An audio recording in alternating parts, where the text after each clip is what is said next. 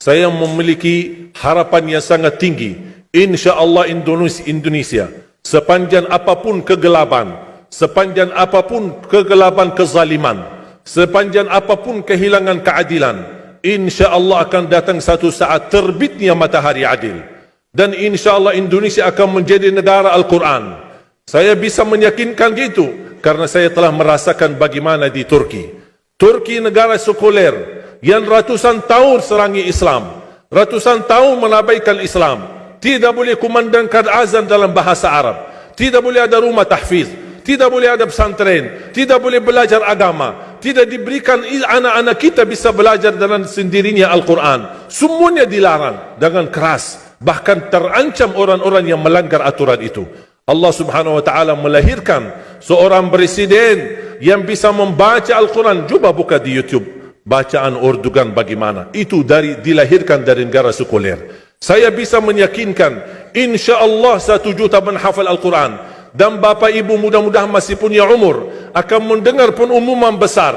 Imam besar salat Idul Fitri dan Idul Adha sekaligus khatib adalah Presiden Republik Indonesia menghafal Al-Quran. Itu yang saya yakini. Dan saya tidak pernah merasa lelah. Dan saya selalu berkata sama istri, kalau saya mati itu pun karena saya bersama Al-Quran. Wallahi jamaah sekalian, yang bersama Al-Quran tidak akan merugi. Berkah rizkinya, berkah umurnya, terjamin kebahagiaan. Allah subhanahu wa ta'ala hanya minta satu, berkenan bersama Al-Quran di dunia. Apa yang kita dapat? Apa yang akan dibalas? Akan Al-Quran temani kita di dunia, akan temani kita saat sakratul maut, akan temani kita di kuburan membela kita, akan menemani kita saat kita dibangkit oleh Allah, akan menemani kita saat hisab, akan menemani kita saat berjalan di atas sirat yang sangat tipis dan panjang, bahkan tajam jalanannya. Begitu sampai ke surga, apakah Al-Quran melepas? Tidak akan melepas. Al-Quran masih berkenan, padahal kita hanya cuma sekali berteman sama Al-Quran di dunia. Dia begitu luar biasa panjangnya bertemanan sama kita sampai ke surga. Bahkan akan temani kita masuk surga. Sebagaimana bersabda Rasulullah SAW, yuqalu liqari'il Quran, ahlul Quran di dunia yang kesibukannya baca, kesibukannya hafal, tidak membuangkan waktu sia-sia, selalu bersama Al-Quran. Allah suruh dia, bacalah dalam surgamu, naik derajatmu. Baca, naik lagi, tambah lagi baca, naik lagi. Sampai di posisi mana pun anda berhenti baca, disitulah posisimu di dalam surga. Bagaimana kata Siti Aisyah di riwayat Imam Muslim, jumlah tingkatan-tingkatan dalam surga Allah sesuai jumlah ayat Al-Quran. Oleh karena itu tidak ada yang lebih tinggi di dalam surga Allah daripada Ahlul Quran. Cukuplah bahagia Ahlul Quran ketika di hari kiamat dipanggil. Semua manusia dibangkitkan oleh Allah. Malaikat memberikan pengumuman, mana Ahlul Quran? Berdiri, rapat, berdekatan. Mereka maju, mau bawa kami ke mana? Kalian terpilih menjadi orang yang terdekat sama Allah. Karena Ahlul Quran adalah keluarga Allah subhanahu wa ta'ala. Bukan hanya kita sendiri yang mendapatkan anugerahnya dan manfaatnya. Semua keluarga kita, termasuk orang tua kita dan orang yang ada di sekitar kita. Makanya jemaah sekalian, kalau anda gagal penghafal Al-Quran, anakmu pun gagal penghafal Al-Quran, jangan sisakan walaupun saham menjadi saksi baik di hadapan Allah. Ya Allah, saya belum hafal, anakku gagal penghafal Quran, tapi insyaAllah hartaku, usahaku, pikiranku, tenagaku bisa terus memperjuangkan Al-Quran. Apa saja, ya Allah, insyaAllah menjadi saksi baik. Dan nanti di hari kiamat, insyaAllah kita bersama Ahlul Quran mendapatkan syafaatnya Al-Quran di hari kiamat.